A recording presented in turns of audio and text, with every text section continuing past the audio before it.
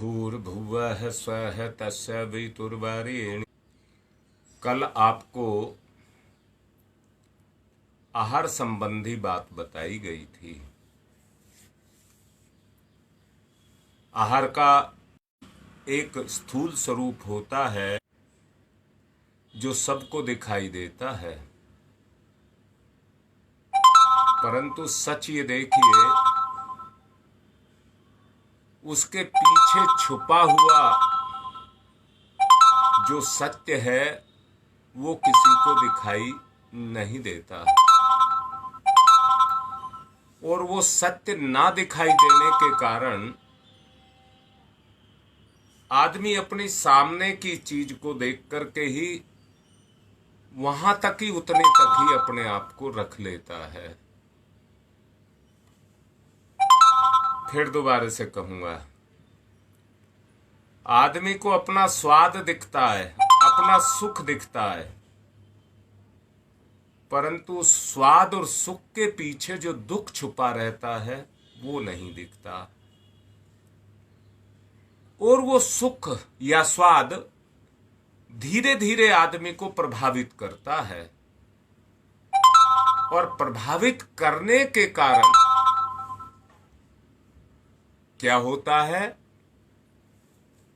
प्रभावित करने के कारण वो उसके संयम को, जिसको इंद्रिय संयम कहते हैं, उसको कमजोर करता हुआ चला जाता है। अब मैं फिर से कह रहा हूं, क्या भोजन के साथ विचार नहीं जुड़ा है?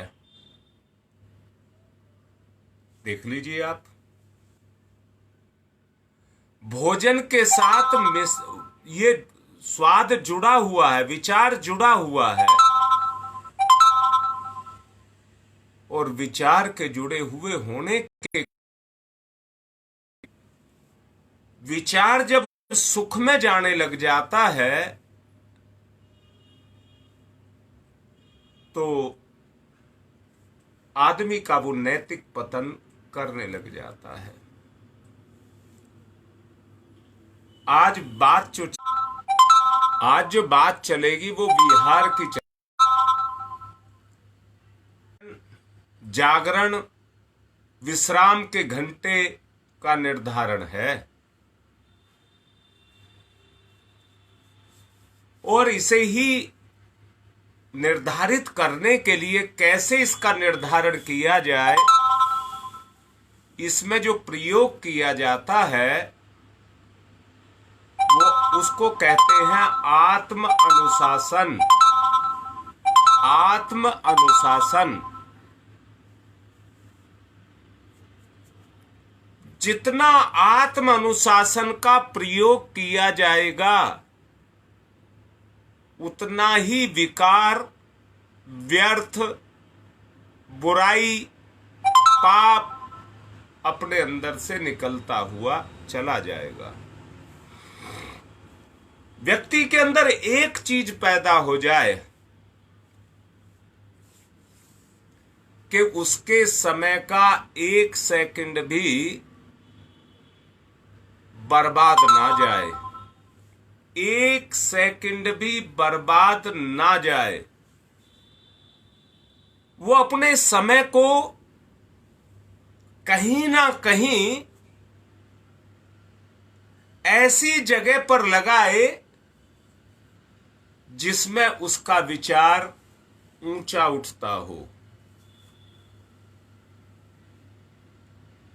श्रम, विश्राम, टहलना, स्वाध्याय, सत्संग जैसे कार्य आज के समय पर अनावश्यक माने गए हैं, और उसको अनावश्यक ही ना कहें, वो आपसे पूछ रहा हूं, क्या इनका कोई महत्व नहीं है? आप सोच करके देखिए, क्या इनका कोई महत्व नहीं है? क्या ये महत्वपूर्ण नहीं है? परंतु दूसरी तरफ भी कह रहा हूं, श्रम करना, टहलना, स्वाध्याय करना, सत्संग करना, इनको आदमी महत्व नहीं देता, परंतु किसको महत्व देता है? खाना, टीवी देखना, मनोरंजन करना,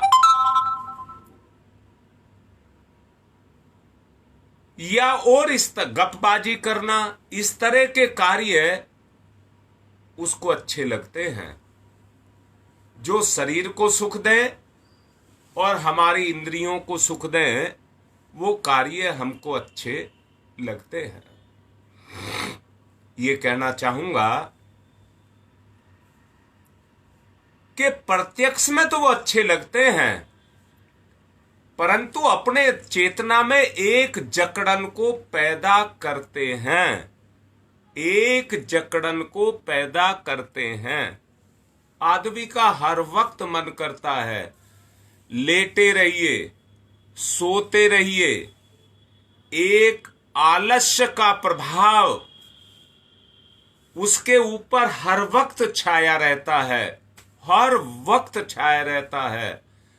मुर्दानगी उसके ऊपर हर वक्त छाई रहती है। तेज उसके ऊपर कहीं दिखाई नहीं देता। अब आप सोच करके देखो, आप सोच करके देखो, अगर व्यक्ति की चेतना पर तेज नहीं होगा, मैं दोबारा से कहता हूं, जैसे सूरज निकलता है तो उसकी धूप सारे ब्रह्मांड में फैल जाती है, और धूप में उतना ही तेज होता है जितना सूरज का प्रभाव धरती तक आता है। सूरज का तेज जिस तरह से संसार में अपने काम को करता है, ठीक इसी तरह से विचार का तेज इस संसार में काम करता है। विचार अपने जीवन में धूप के समान है। विचार अपने जीवन में धूप के समान है। अगर प्रमाद छाया हुआ है तो आपके ऊपर घटाटोप छाया हुआ है। आप छाया यानी कि जैसे सूरज के सामने घटा आ जाती है और वो सूरज को घेर लेती है, ऐसे ही हमारे विचारों को भी सुख की घटाएं घेर लेती हैं और हमारे जीयता या मुर्दानगी छाई रहती है। मन मर्जी की दिनचर्या चलने देने में एक आवारागर्दी लगती है, ऐसी उच्छृंखलता लगती है, ऐसा अनावश्यक अतिक्रमण होता है जिसमें कोई महत्वपूर्ण कार्य हाथ में लेकर पूरा करने की बात बननी चाहिए थी, वहां पर वो बात बन नहीं पाती है, वहां पर वो बात बन नहीं पाती है। मैं एक बात कहूं, कल एक बिटिया ने मेरे से संपर्क किया। वो कहने लगी, गुरुजी कैसे 1 साल का अनुष्ठान होगा?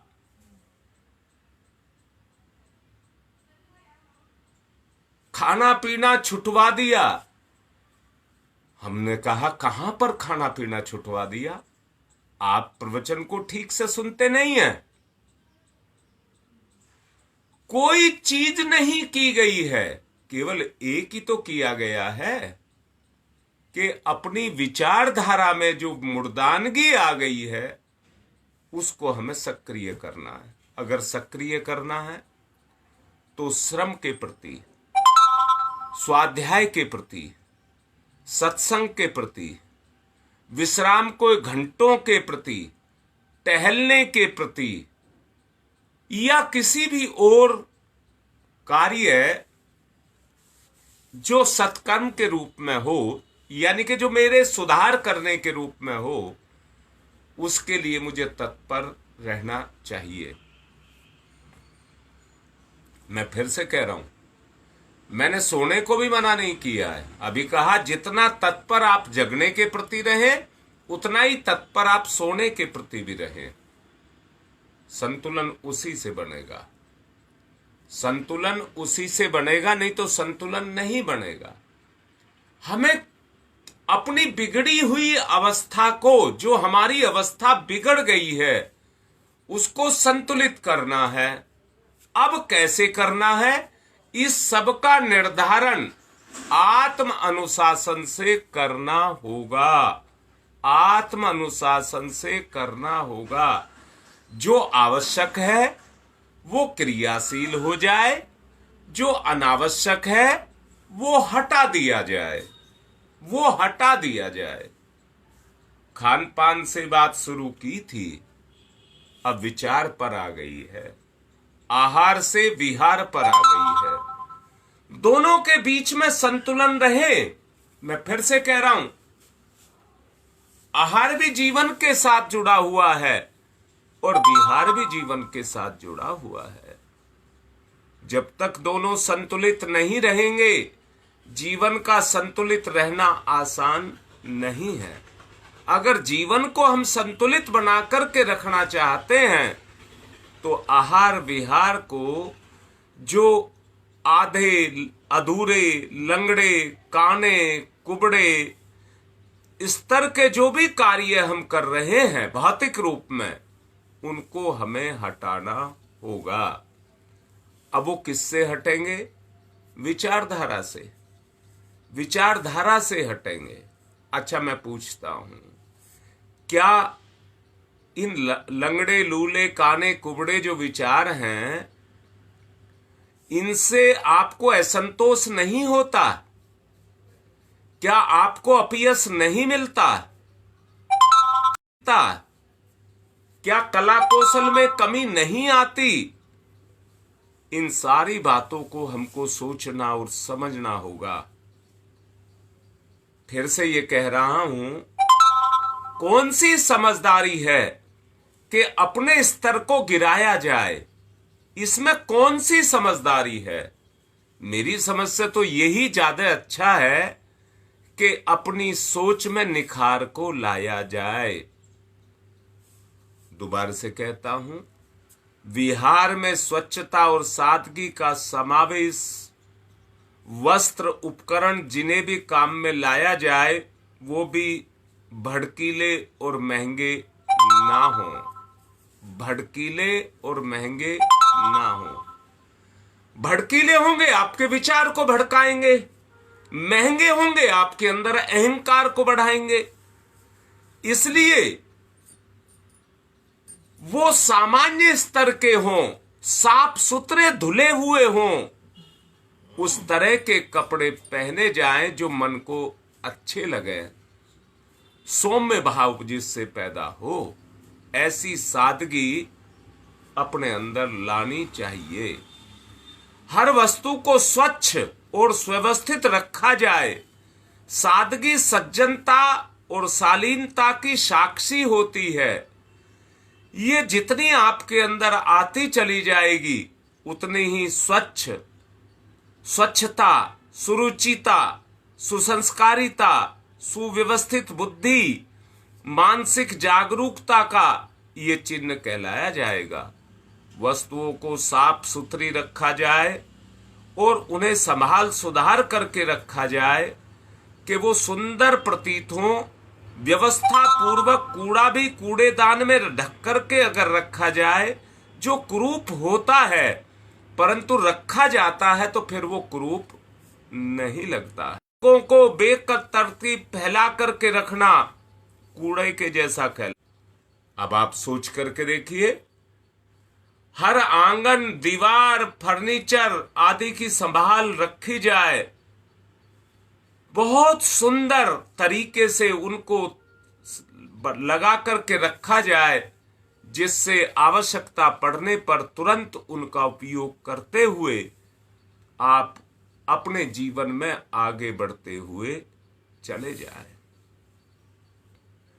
साधना का ये दूसरा चरण है।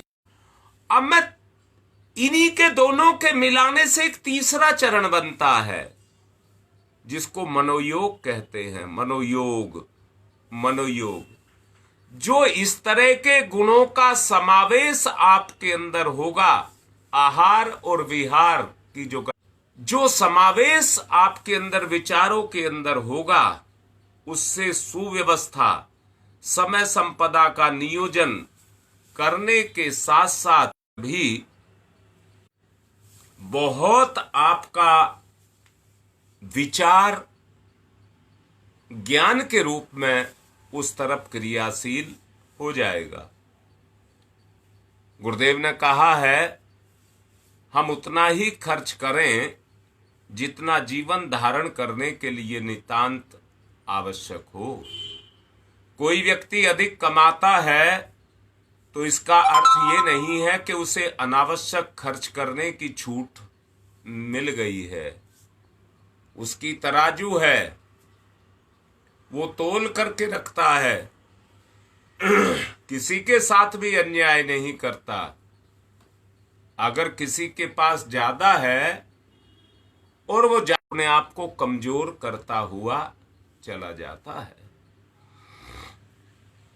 जीवन धारण करने के लिए एक सोच का स्तर आपको वर्ण करना होगा। समूचा मानव समुदाय, ये सारा समुदाय एक परिवार है। इसमें समर्थ और असमर्थ सब हैं, परंतु मिलजुल करके रहते हैं। अब कुछ खर्च नहीं कर, परंतु मिलजुल करके खाते हैं और एक जैसी सुविधाओं का लाभ सब उठाते हैं। कमाऊ अधिक खर्च करे और असमर्थ मुंह ताकता रह जाए, असमर्थ मुंह ताकता हुआ रह जाए, ये कभी नहीं बनता। हमें औसत भारतीय स्तर का गुजारा करना चाहिए। जो अदक्षता या परिस्थिति के कारण गई गुजरी स्थिति में दिन गुजारते रहते हैं, यदि उन्हें सहारा मिल जाए तो वो भी तत्काल बढ़ते हुए चले जाते हैं। स्थिति को बढ़ाने के लिए उस नीति को अपनाना पड़ेगा जो अपनी चेतना को गतिशीलता दे दे, जो अपनी चैतन्य स्थिति को गतिशीलता दे दे। हमें उस रीति नीति को अपनाना होगा। नैतिक जीवन आध्यात्मिक जीवन की तरह ये भी एक अनिवार्य शर्त है। शान शौकत में अनावश्यक अपव्यय करने पर हम आत्मवादी जीवन नहीं जी सकते, फिर स्वार्थ का जीवन हो जाएगा। परंतु हमें क्या अध्यात्मवादी जीवन नहीं जीना चाहिए? अनाचार से प्रत्यक्ष ही अहंकार बढ़ता है और अनेकों का ईर्ष्या का भाजन बनता है। वैभव और प्रदर्शन की दृष्टि से नहीं, मात्र हम सज्जनता और सदैवता को अपना करके श्रद्धा और प्रशंसा के पात्र बने, ऐसा कुछ हम करें। व्यवहारिक जीवन में अध्यात्मवादी बनने की बौद्धिक प्रक्रिया ये है कि हम दूरदर्शिता विवेकशीलता को अपनाएं। अगर विवेकशीलता को आपको अपने जीवन में पैदा करना है तो दूरदर्शिता को आपको मानना ही पड़ेगा। अपने चारों ओर भले बुरे मिश्रित वातावरण एक भरा पड़ा हुआ है, आप उस संबंध को बना रहे हैं। अपने लिए आप क्या ले रहे हैं, ये आपके ऊपर निर्भर करता है। बहुत अच्छे से हमें ऐसी रीति को अपनाया जाए। ये कहा गया है कि कमल में कीचड़ में कमल खिलता है और सुरम्य पौधों पर विष वृक्ष फलते हैं। सुंदरता के पीछे कुरूपता झांकती है और कुरूपता के अंतराल में सुंदरता भरी हुई होती है। फटका छाना, उस समय कंकड़ भी उसमें से निकलते हैं। अगर उन्हें ना निकाला जाए तो दांत तोड़ते हैं और पेट में पहुंच करके सूल पैदा करते हैं। न पुरातन ही अच्छा है और न नवीनतम ही बुरा है। हमें ऐसा एक बीच का रास्ता लेकर के चलना चाहिए। पुराने खंडरों को तोड़ करके उनमें से जो ईंटें निकलें उसे नए महल में लगा देना चाहिए। कपड़ों को छोड़ना पड़ता है। पुराना घी भी बदबू देने लग जाता है।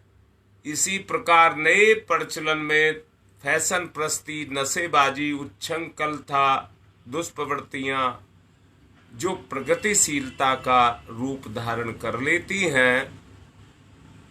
अच्छे से अच्छे और बुरे से बुरे काम करने वाले अपने ही इर्द गिर्द बड़ी संख्या में विराजमान रहते हैं। संप्रदाय और धर्म उपदेशकों के कथन में इतना मतभेद होता है कि उनमें से किसी एक को पूर्ण सही ठहराया जाना कठिन है। ऐसी दशा में एक ही मार्ग सुरक्षित है और वो है सोना खरीदते समय उसे कसौटी पर कस करके देख लिया जाता है। तपाया हुआ सोना खरा सिद्ध होता है। इसके उपरांत जो खरा हो उसे अपनाया जाए और जो खोटा हो उसको छोड़ दिया जाए, त्याग कर दिया जाए।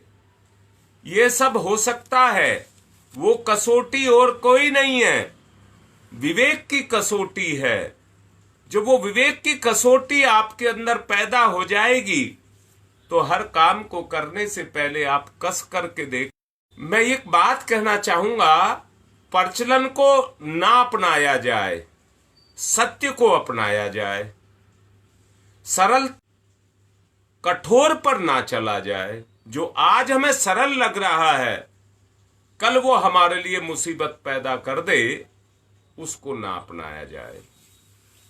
बहुत से कार्य ऐसे होते हैं जिनके तत्काल हैं, परंतु अंततः उनके दुखदायी परिणाम होते हैं। ऐसे सस्ते अपराधों की बहुत बड़ी कार्य ऐसे होते हैं जो हमें वर्तमान के सुख के कारण कष्टों में डाल देते हैं। चिरकाल तक सुख देने वाले जो कार्य हैं, जो तप के अंदर आते हैं, उनको हम छोड़ देते हैं। गोताखोर समुद्र की गहराई से मोती निकाल करके ले आते हैं। मोतियों को लाने के लिए जितना हौसला, जितना मादा, जितनी शारीरिक क्षमता उनको चाहिए, वो उससे कुछ बढ़ा चढ़ा करके अपनी क्षमताओं का प्रयोग करते हैं।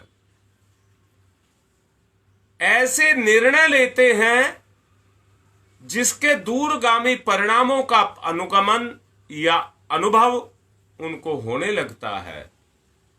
अपनी क्षमता को बढ़ाते हैं, अन्यथा कुछ के बदले ऐसा कुछ हाथ लगे जिससे चिरकाल तक हमको पछताना पड़े।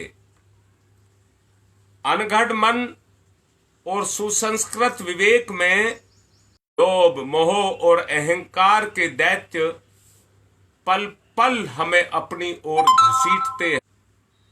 और अपनी इच्छा के अनुसार, अपनी गौरव गरिमा के अनुसार वो अपने लिए गरिमा बना लेते हैं। दोबारा से कहता हूं, विवाह शादी में करनी तो बच्चे की शादी होती है, पर नए रिश्ते में शान शौकत भी जोड़ देते हैं।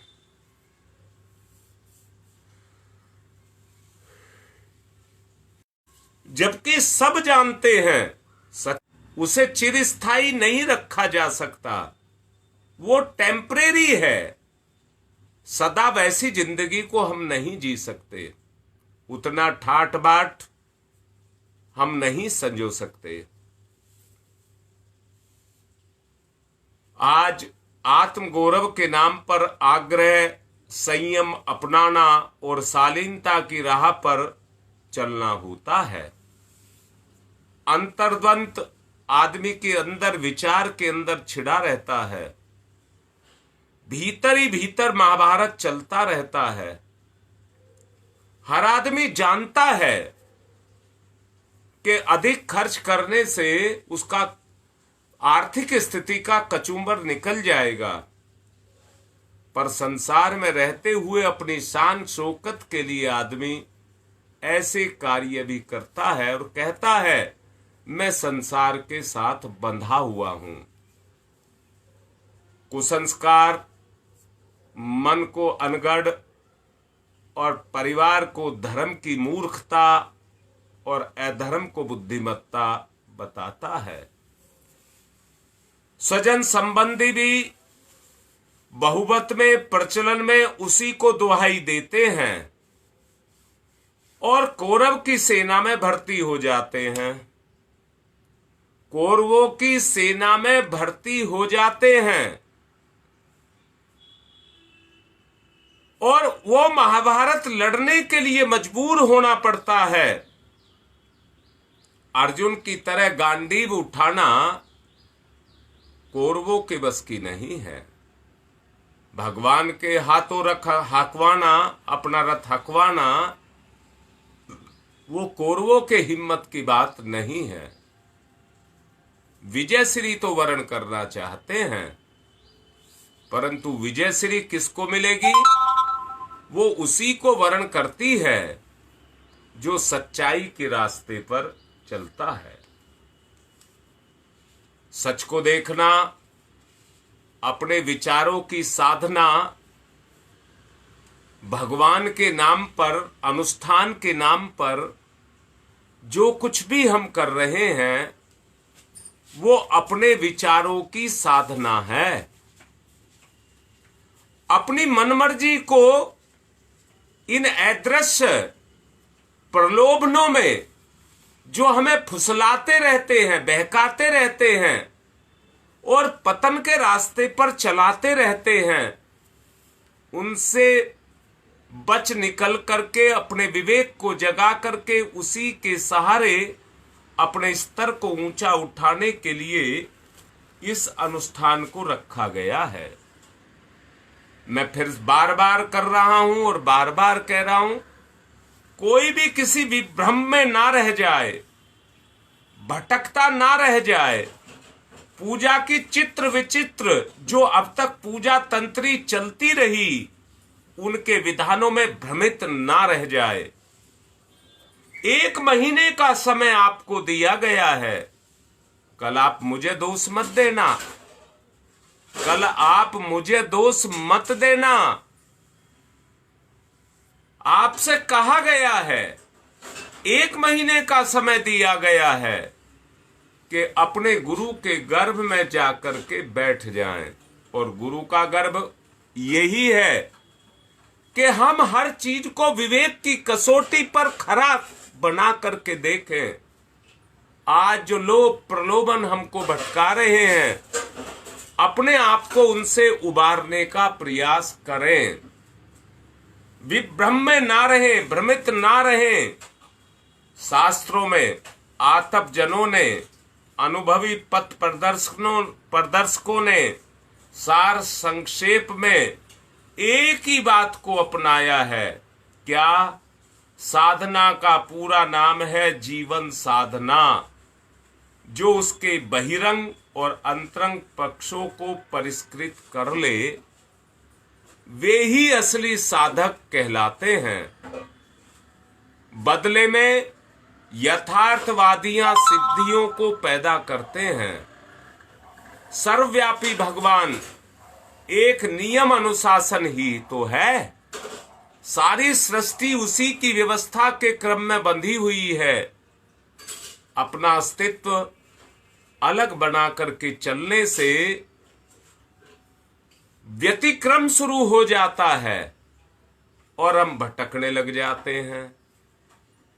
इतनी अटूट मान्यता अगर ईश्वर के प्रति हमारी हो जाए, उसके अनुशासन में हम बंध जाएं, उसको हम अपना लें, भक्ति भावना की उच्च स्तरीय जो भूमिका है उसमें जाकर के आप विराजमान हो जाएंगे। उसके अनुग्रह और वरदानों की बात आती है, ये परमात्मा की नहीं आत्मा का विषय है। ये परमात्मा का विषय नहीं है, ये आत्मा का विषय है। हम जितना अपने आप को विकसित परिष्कृत कर लेंगे, उसी अनुपात में सिद्धियां, विभूतियां, सफलताएं, महानताएं आपकी ओर खिंची हुई चली आएंगी। अपनी इच्छा अनुसार अपने आप को ऊंचा उठाएं, किसी की इच्छा नहीं। अपने आप कसौटी पर तोल करके देखें, अपने आप को ऊंचा उठाएं। परमात्मा किसी को कुछ करने के लिए बाधित नहीं करता है। उसका तो एक व्यवस्था क्रम ही है। जो उसमें रस लेता है वो फायदे में रहता है। कोलू में ऊपर से तिल या निबोली डाली जाती है, उसी गंध और उसी स्वाद का तेल नीचे से निकलता रहता है। चापलूसी में फुसलाने और भेंट पूजा चढ़ाने में बरगलाने की चतुरता रहती है, जो रत्ती भर भी काम नहीं आती है। आखिर भगवान मनुष्य जैसा लालची खुशामदी नहीं है। पात्रता के अनुरूप उपलब्धियां पात्र को देता है। उसकी सृष्टि की अविच्छिन्न व्यवस्था इस संसार में काम करती है। दोबारा से कहूंगा, ईश्वर और कहीं नहीं है, हमारे ही अंदर है और हमारे ही अंदर रह करके विचारों के रूप में अपने आप को प्रकट करता है। बहुत अच्छे से कहूंगा, जब अच्छे विचार आपके अंदर उठते हों, आपके अंदर अच्छे विचार उठते हों, तो समझ लेना भगवान की चेतना आपकी चेतना के ऊपर काम कर रही है। भगवान की चेतना आपकी चेतना पर काम कर रही है। सर्वव्यापी भगवान एक नियम है, अनुशासन है, जो सारी सृष्टि की व्यवस्था को अपने में बांध करके, अपने अस्तित्व में समा करके सबको उस तरफ लेकर के चल रहा है। वहां व्यतिक्रम नाम की कोई चीज नहीं है। जो व्यतिक्रम करता है टूट करके चूर चूर हो जाता है। सृष्टा के संबंध में तो हम इतनी अटूट मान्यता रखें और उसका अनुशासन समझें, अपनाएं, तो समझना चाहिए भक्ति भावना का उच्च स्तरीय भूमिका निभने की परिस्थिति आपके अंदर पैदा हो गई। उतनी बड़ी अवस्था आपके अंदर आ गई। मैं आपसे आत्मिक निवेदन करके कहूंगा, आज मैंने विहार के बारे में बताया है। विहार को ठीक से विचरण, विहार माने जिसमें चेतना विचरण करती है, उसको ठीक से समझ लें, अपना लें, उद्धार होगा। कल मैं संयम पर चर्चा करूंगा, संयम पर। आज की बात को यहीं पर पूर्ण कर रहा हूं और आत्मिक निवेदन कर रहा हूं, भ्रांतियों के भटकावे से बाहर अपने आप को निकालें। ओम शांति ही शांति ही शांति।